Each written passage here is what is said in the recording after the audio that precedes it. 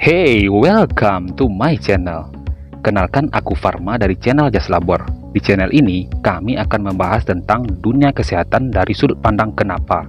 Seperti, kenapa ada makanan-makanan yang bisa membuat vitalitas kita meningkat. Dengan begitu, kita jadi lebih yakin terhadap makanan atau obat yang kita konsumsi. Dan juga kita akan membahas dari sudut pandang bagaimana. Seperti, bagaimana awalnya virus dan vaksin ditemukan. Dengan begitu, kita memiliki sudut pandang yang luas dan tidak gampang dibodoh-bodohi pihak tertentu. Bagi teman-teman yang ingin tahu lebih banyak tentang dunia kesehatan dari berbagai sudut pandang, silakan subscribe channel Jaslabor ini. Bersama, kita belajar lebih banyak. Kali ini, kita akan membahas tentang bagaimana awalnya vaksin ditemukan, bagaimana cara kerjanya di dalam tubuh kita. Intinya, bagaimana vaksin ini dapat membunuh virus.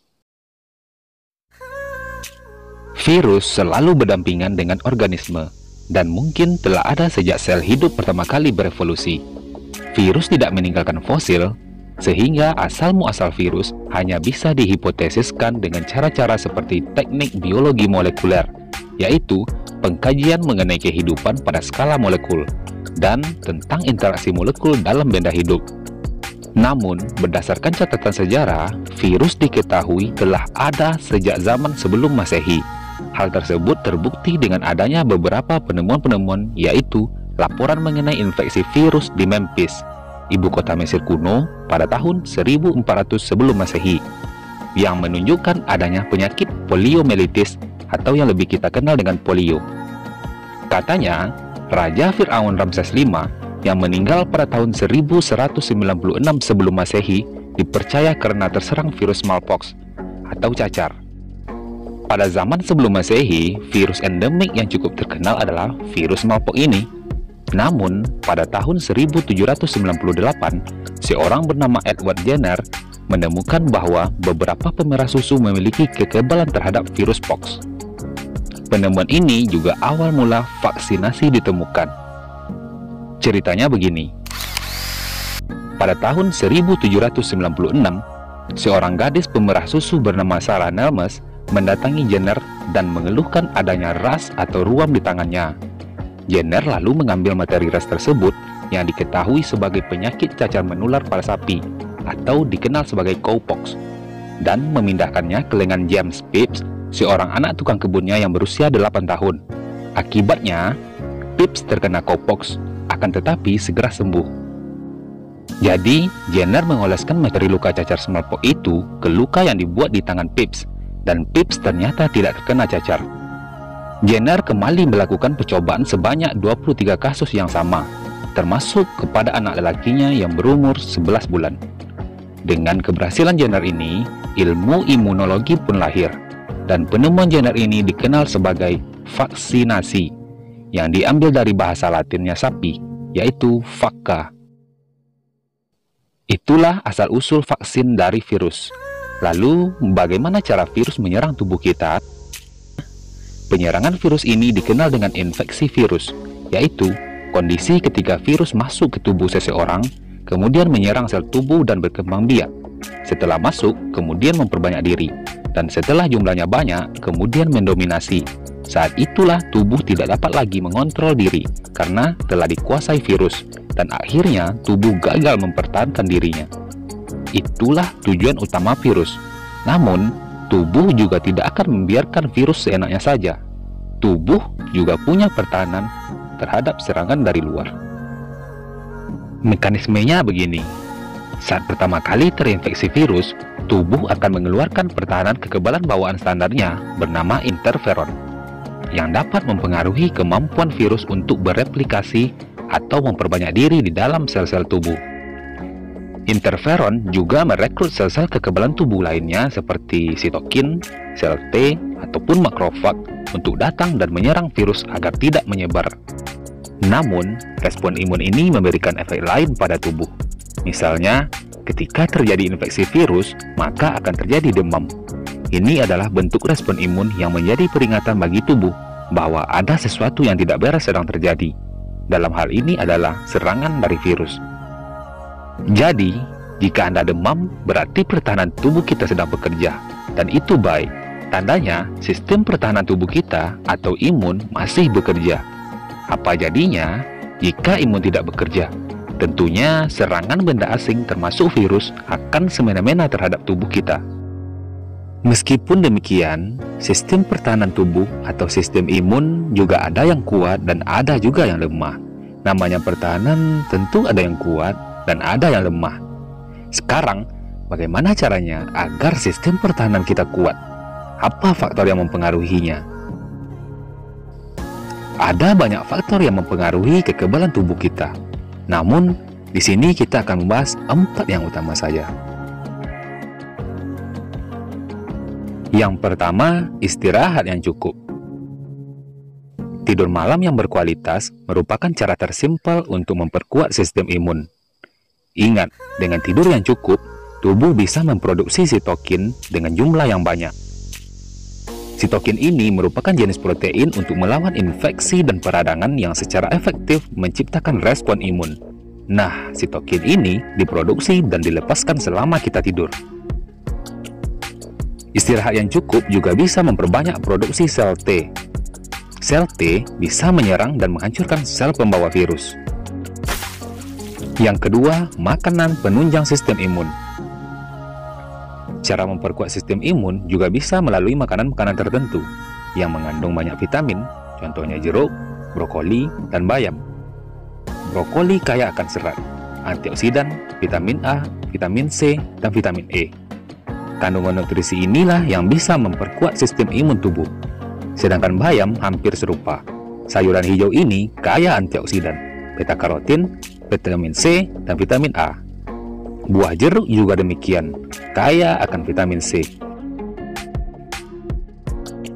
Yang ketiga, rutin berolahraga. Cara memperkuat sistem imun untuk melawan virus juga bisa melalui olahraga. Menurut ahli di National Institute of Health, olahraga bisa merangsang kinerja antibodi dan sel-sel darah putih. Yang mana, sel darah putih merupakan sel kekebalan tubuh yang berperan untuk melawan berbagai penyakit. Melalui olahraga juga, sel darah putih bisa bersirkulasi lebih cepat, sehingga sel-sel tersebut bisa lebih awal mendeteksi penyakit. Menurut anjuran Organisasi Kesehatan Dunia atau WHO, dalam physical activity in adult, orang dewasa yaitu usia 18 tahun sampai 64 tahun harus melakukan setidaknya 150 menit aktivitas fisik sedang dalam waktu 1 minggu, seperti jalan kaki 1000 langkah. Bisa juga 75 menit aktivitas fisik tinggi dalam waktu 1 minggu, seperti push up, sit up, plank, dan lain-lain. Yang keempat, pengelolaan stres. Stres bisa memicu tubuh untuk memproduksi hormon kortisol. Tingginya hormon kortisol dalam tubuh bisa membuat sistem imun melemah. Oleh karena itu, ketika stres menyerang, cobalah kelola dengan baik. Meskipun demikian, hormon kortisol bukanlah hormon pengganggu. Banyak juga manfaat dari hormon yang satu ini, seperti mempengaruhi pembentukan ingatan, melawan peradangan dalam tubuh, mengatur kadar gula darah, dan masih banyak lagi. Namun, jika jumlahnya terlalu banyak, maka dapat melemahkan sistem imun. Karena hormon kortisol ini banyak manfaat untuk tubuh, maka kita harus menjaganya supaya tetap seimbang dengan cara mengelola stres. Itulah beberapa faktor untuk memperkuat sistem imun tubuh kita. Jadi, virus ini berbahaya jika sistem pertahanan tubuh kita lemah. Oleh karena itu, mari kita memperkuat sistem pertahanan tubuh kita. Jika sistem imun kuat, maka serangan benda asing dari luar tubuh dapat dikalahkan, dan kita akan terhindar dari berbagai penyakit. Selain memperkuat sistem imun, untuk mengalahkan virus dan bakteri juga bisa dengan vaksinasi. Seperti dijelaskan di awal, Edward Jenner menemukan obat virus berupa vaksin, dan vaksin ini juga bisa sebagai tindakan pencegahan dari penyakit yang disebabkan virus dan bakteri. Bagaimana prosesnya? Secara garis besar, vaksin adalah pembiasaan atau pengenalan. Secara harfiah, vaksin diartikan sebagai bahan antigenik yang digunakan untuk menghasilkan kekebalan terhadap suatu penyakit. Vaksin biasanya mengandung agen yang menyerupai mikroorganisme penyebab penyakit dan sering dibuat dari mikroba yang dilemahkan atau mati dari toksinnya. Tujuannya yaitu supaya merangsang sistem imun untuk lebih mengenali dan menghancurkan mikroorganisme yang terkait dengan agen penyakit yang mungkin akan ditemui di masa depan. Agen penyakit tersebut dinamakan antigen. Jadi, dapat disimpulkan bahwa vaksin merupakan bahan yang dibuat menyerupai penyakit yang dimasukkan ke dalam tubuh supaya tubuh mengenali penyakit tersebut. Dan jika nanti suatu saat tubuh diserang oleh penyakit aslinya, tubuh sudah mengetahui cara untuk melawannya. Itulah makanya vaksin disebut pengenalan atau pengenalan terhadap suatu penyakit. Vaksin bukan hanya bekerja pada masing-masing tubuh seseorang saja, tetapi juga mampu melindungi seluruh populasi manusia, termasuk juga orang yang tidak bisa divaksin, seperti wanita hamil, orang yang memiliki imun rendah, dan orang yang sedang sakit. Mekanismenya begini. Seperti yang kita ketahui, manusia merupakan inang atau tempat hidup dan berkembangnya suatu virus dan bakteri. Jika virus dan bakteri tidak memiliki inang yang mumpuni untuk tinggal dan berkembang biak, maka bakteri dan virus akan mati seluruhnya. Hal ini disebut dengan istilah imunitas komunitas. Untuk membentuk sebuah imunitas komunitas, dalam sebuah kelompok cukup 70% saja yang melakukan vaksinasi. Namun, jika terlalu banyak yang tidak mau melakukan vaksinasi, maka imunitas komunitas tidak akan berlaku dan tetap berisiko terkena penyakit tersebut. Jika vaksin berasal dari mikroorganisme penyebab penyakit, lalu apakah vaksin aman untuk digunakan? Secara garis besar aman, karena kandungan dari vaksin bukan hanya mikroorganisme saja, namun ada bahan tambahan lain seperti pengawet, stabilizer, surfaktan, senyawa pengencer, dan senyawa pembantu. Selain itu, vaksin juga harus melewati serangkaian uji sebelum dapat diedarkan ke masyarakat. Dilansir dari The History of Vaccines, pembuatan suatu jenis vaksin membutuhkan waktu sekitar 10-15 tahun. Hal ini disebabkan oleh berbagai uji klinis yang perlu dijalani seperti uji eksplorasi, uji praklinis, dan uji klinis. Mungkin ada yang bertanya, bagaimana dengan vaksin yang ditemukan dalam waktu 12 atau 15 bulan saja? Nah, kita akan membahasnya di video berikutnya. Terima kasih telah meluangkan waktunya untuk nongkrong di channel kita. Semoga dapat memberikan manfaat. Sampai jumpa di tongkrongan selanjutnya. Untuk kritik dan saran, silahkan isi di kolom komentar di bawah.